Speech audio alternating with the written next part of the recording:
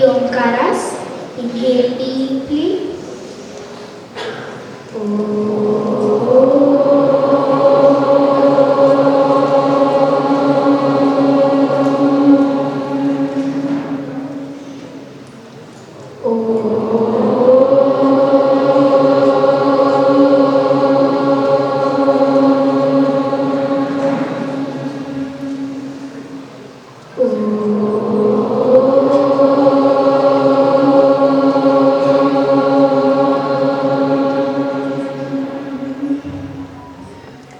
Opening prayer. Om Sahana Bhavatu Sahanau Bhunaktu Saha Veeram Karavavahai Tejasvinavadhitamastu Ma Vidvishavahai. Om Shanti Shanti Shanti. Yoga Ganapati Moola Mantra. Om Ham Sangam Bhagavate Nitya Yoga Yuktaya Satchidananda Rupine Vinayakaya Namaha. Dakshinamurti Guru Stotram.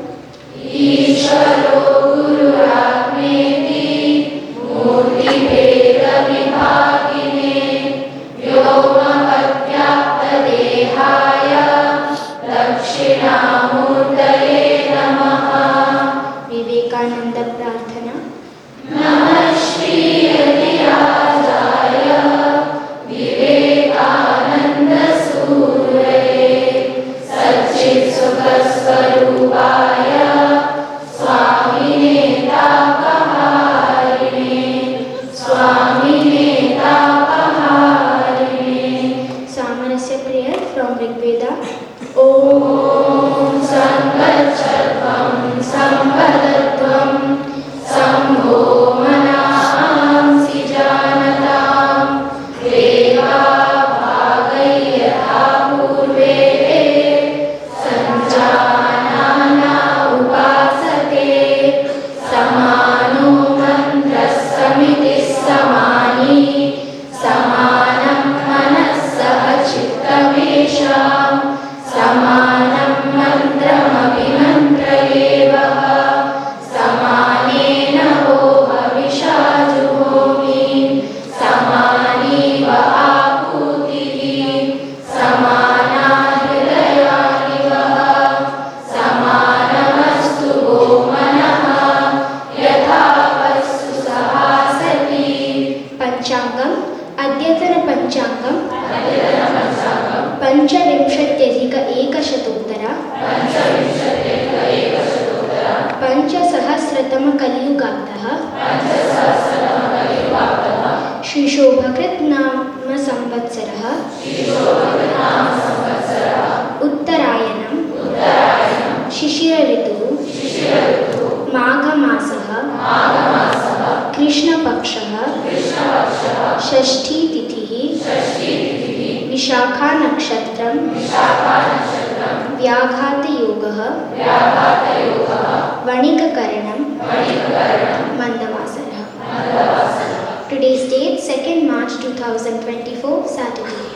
Titheshta Shriyamapnoti Varadayushyavardhanam Nakshatradharate Papam Yoga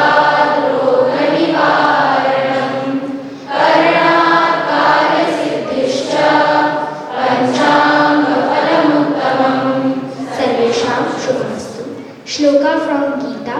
Shrotram chakshusparshanam cha Rasanam ghranameva cha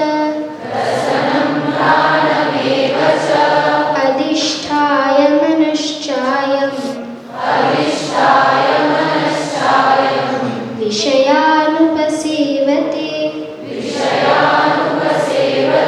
Meaning, using the sense perceptions of the ears, eyes, skin, tongue and nose which are grouped around the mind, the embodied soul savors the objects of the senses.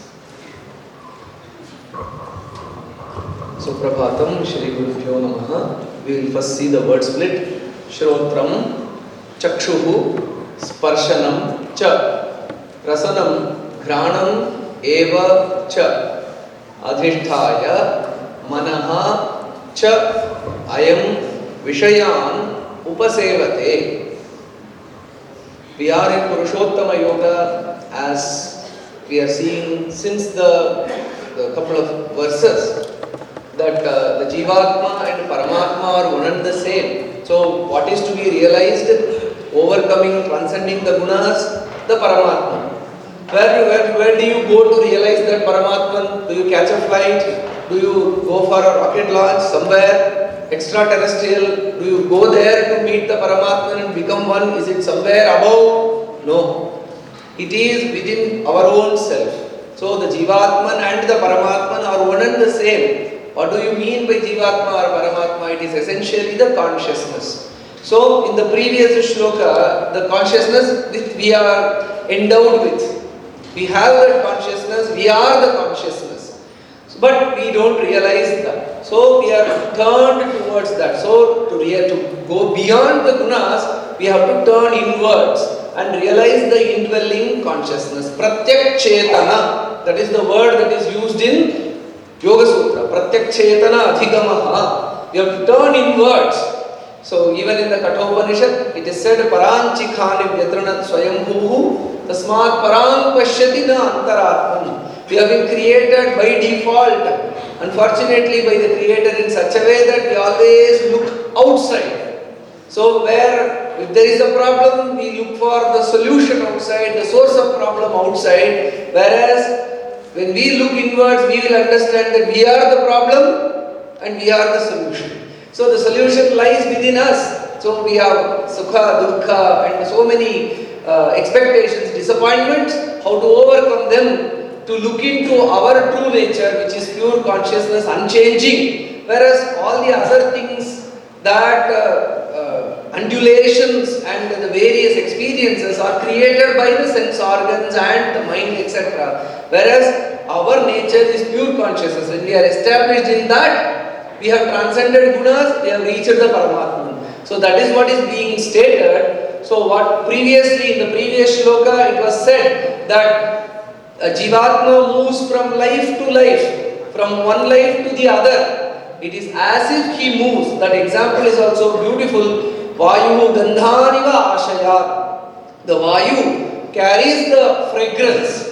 So in the same way, that is one life manifests and then that ends and then another life manifests. It is as if something is sprouting anew, but it is only manifestation of a life from one space and to the other space. So it's all appearance, but essentially it is the consciousness that is all pervading. So in the same way, when it comes to the day-to-day experience within also, we think our ears are hearing. Shrotram, Chakshu, it is our eyes which are seeing. That's how we see. And then Sparshanam, we think that it is our ability to touch and to feel that we are doing that. And then Granam, yes, we think that it is the nose or the apparatus that is smelling. And then all this cannot operate. Imagine if all this is there, a perfectly healthy individual, but the awareness is not there, the person has fallen unconscious or is not living. So when all these are intact, but those experiences of touching, tasting, smelling, all that does not exist. So the eyes themselves do not see. The consciousness is there, so it does. So and similarly the ears themselves do not hear, they are apparatus. So they are the instruments for the consciousness. The expressions of the consciousness happens through those apparatus. So this is a beautiful meditative verse. So Shrotram, Chakshu, Sparshanam, Rasanam, Granam, all these five senses of knowledge, they cannot operate on their own in the absence of consciousness. We become conscious of a form. We become conscious of a sound. We become conscious of a hot or cold touch. We become conscious of something which is a good odor and a bad odor. So essentially it is consciousness that we experience through all these expressions of the senses. So, and then not only these sense organs, but even the mind. So the mind does its operations of connecting with the senses, connecting with the past memories, and analyzing things, whether should I go this way or that way. All these things again, they are not possible if there is not the consciousness. If the consciousness is not there, the mind doesn't work. If the consciousness is not there, these sense organs also do not work. So, Vishayan upasevate. In the presence of the consciousness, these experiences are created. So, this is a beautiful verse to just sit and meditate upon. So, you sit silently, and then how to start this meditation? How does this lead to our consciousness? So, you sit and meditate, so you hear a sound. Then, oh, is my ears hearing it? No, that hearing experience happens when I am becoming aware of that sound. So it is real. See, we will be in a huge kind of lot of noise will be there, but we will still be able to write or hear or write or do our work, because we are not aware of those sounds. We are aware of what we are writing. So essentially, be it hearing, be it writing, be it seeing, be it smelling, be it tasting, it's all about awareness. So hence, in a kind of meditation, when you want to sit, hear the sound, and then am I hearing? No, I am becoming aware of the sound. Am I smelling the smell? Have an experience of smell. What is the smell around? So have the experience of the smell. Am I smelling, or is this the nose which is smelling? No. I am becoming conscious of the smell. So in this way, each and every sense organ, and you can experience that, and then you understand that it is I who am I becoming conscious of those experiences. Then you slowly move from the external thing, move to the mind.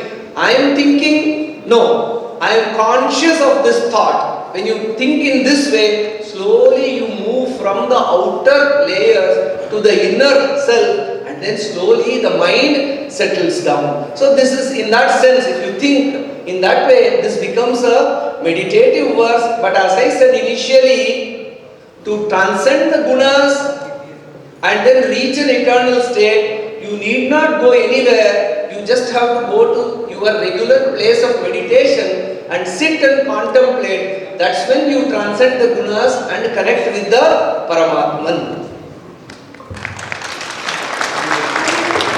Now we would like to call upon Professor Jayaraman sir for flag hoisting Shanti Mantra.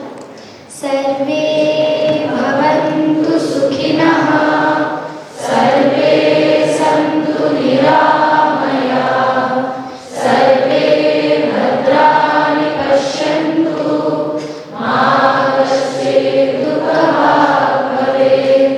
Om Shanti Shanti Shanti.